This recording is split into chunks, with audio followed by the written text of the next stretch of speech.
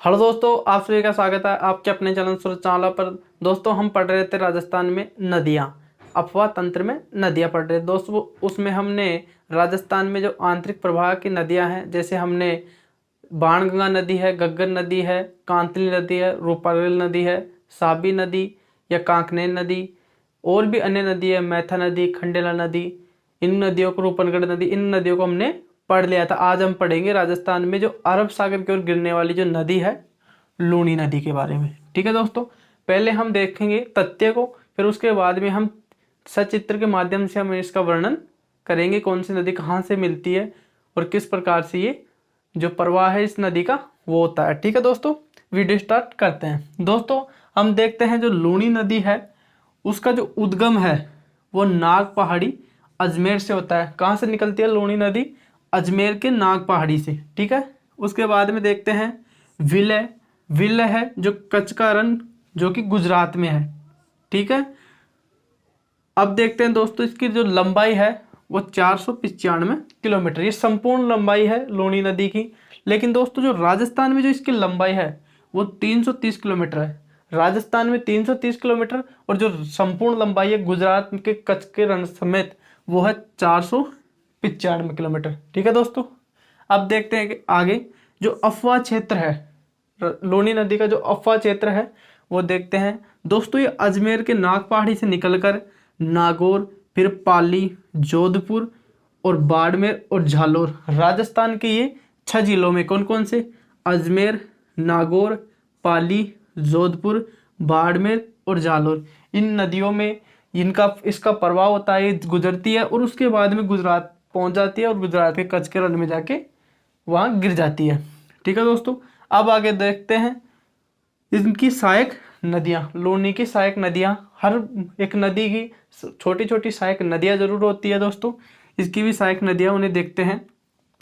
इसमें दोस्तों सूकड़ी, बांडी, खारी, जोजड़ी, जवाई, सागी, मीठड़ी, लीलड़ी, गुइया, कौन कौन सी है दोस्तों नदियाँ? एक बार और वापिस देखते हैं।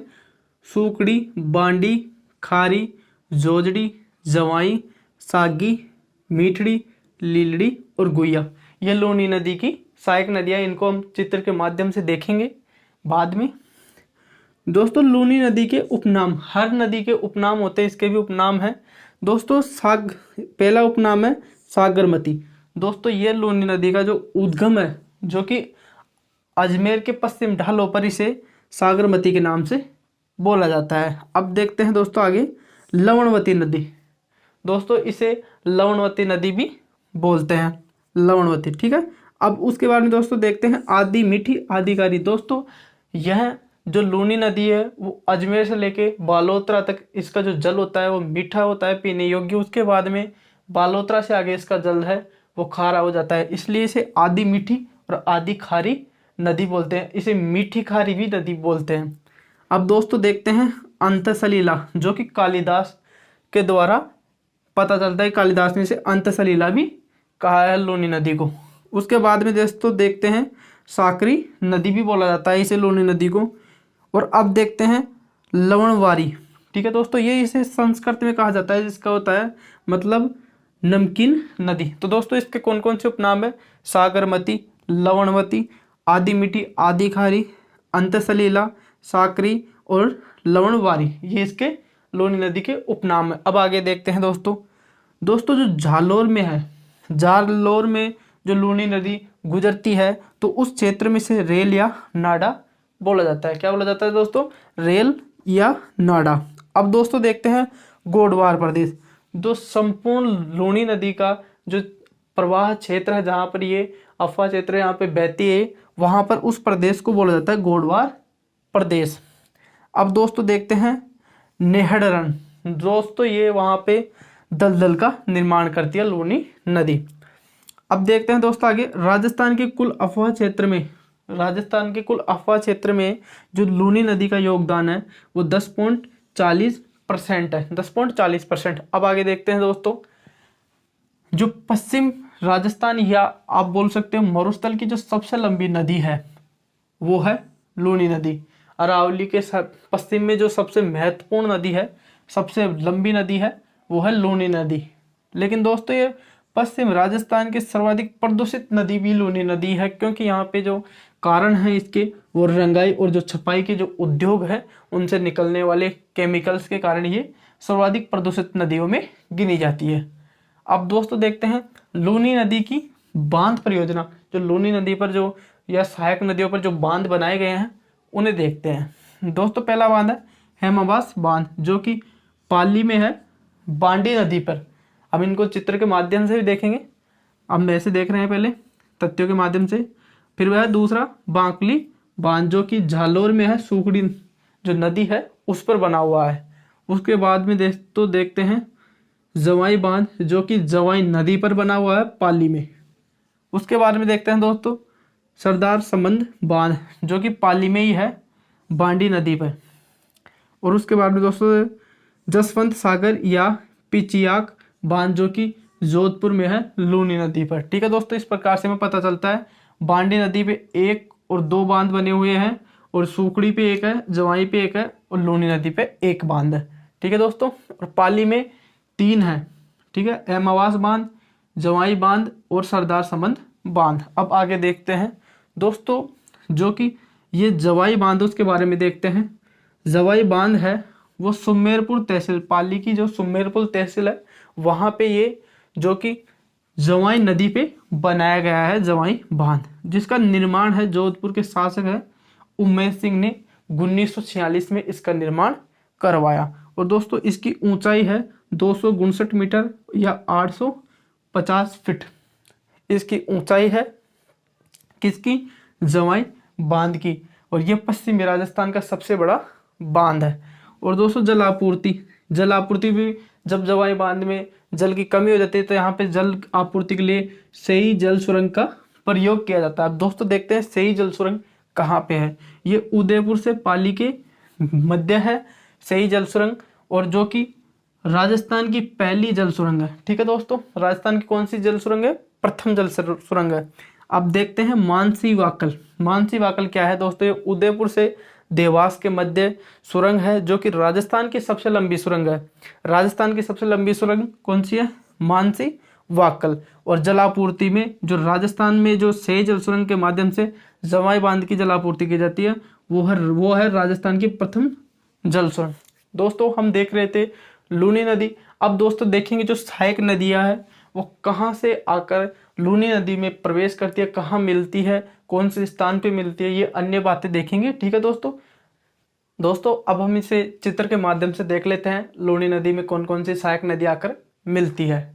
दोस्तों अब बात करते हैं हम दोस्तों, जो लूनी नदी है वो नाग पहाड़ी से इसका उद्गम होता है, और वहां से इसमें सरस्वती नदी मिलती है, और सागरमती बोलते हैं जो अजमेर की पश्चिम ढालों पर इसे क्या बोला जाता है, लूनी नदी को सागरमती। ठीक है दोस्तों, यहाँ से ये आती है, उसके बाद में ये अजमेर का क्षेत्र है, उसके बाद में ये नागौर में आती है, और नागौर के बाद में पाली में, और पाली के बाद में जोधपुर में, उसके बाद में बाड़मेर में, और फिर जालोर में, और फिर कच्छ के रण में चली जाती है, अरब सागर में कच्छ के रण में।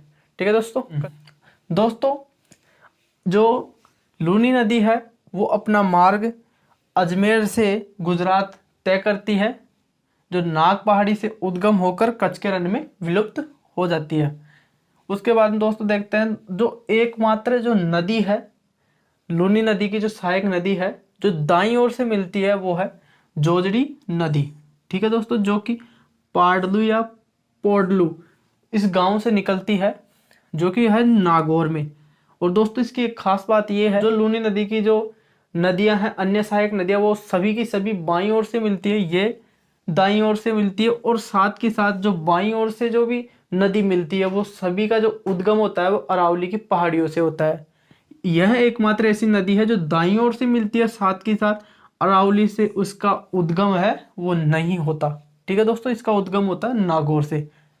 अब दोस्तों देखते हैं ये जोजड़ी नदी है वो दहिया नामक स्थान पे जोधपुर में आकर लूनी नदी से मिल जाती है। ठीक है दोस्तों, अब दोस्तों देखते हैं जो अधिकतर जो सहायक नदियां हैं लूनी नदी की, वो पाली से उद्गम होता है, और वो बाड़मेर में आके आपको जैसे कि दिख ही रहा होगा, मैं आशा करता हूँ दिख रहा होगा, तो वहां आकर मिल जाती है। बाड़मेर में ज़्यादा उद्गम होता है नदियों का, जो लूनी की सहायक है वो पाली से निकलती है और बाड़मेर में आके लोनी से मिल जाती है। दोस्तों अब देखते हैं दोस्तों बांडी नदी, जिसका जो उद्गम होता है पाली में होता है हेमावास की पहाड़ी से।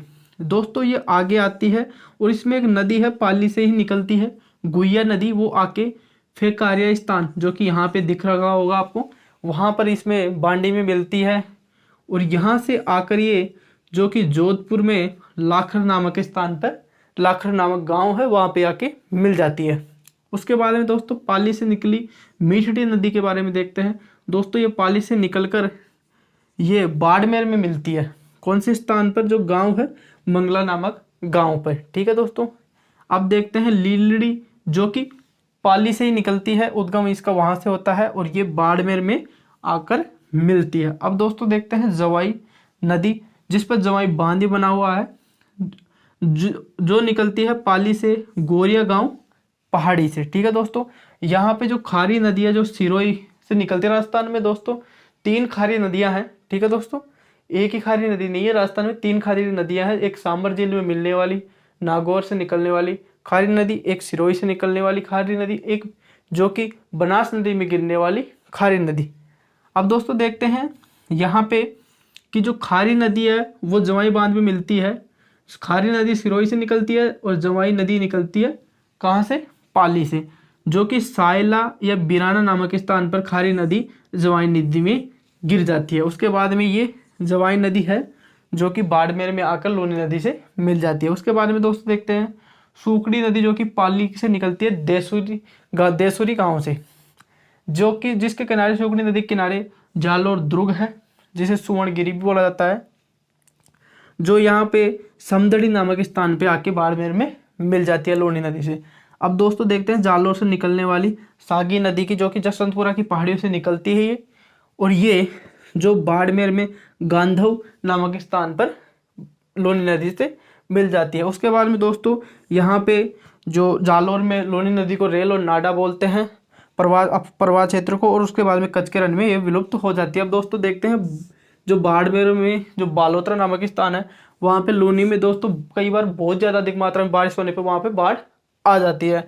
और दोस्तों यहाँ पे जो इसका जल है वो यहाँ से खारा हो जाता है, क्योंकि यहाँ पे NaCl की मात्रा बहुत अधिक मात्रा में इस जो नदी है उसके जल में मिल जाती है, इस कारण ये खारा हो जाता है। बालोतरा बाड़मेर से पहले, बालोतरा से पहले जल अजमेर से बाड़मेर तक क्या होता है? मीठा होता है, और बाड़मेर से आगे कच्छ के रण तक इसका जल है वो खारा होता है। दोस्तों आज हमने पढ़ी लूनी नदी।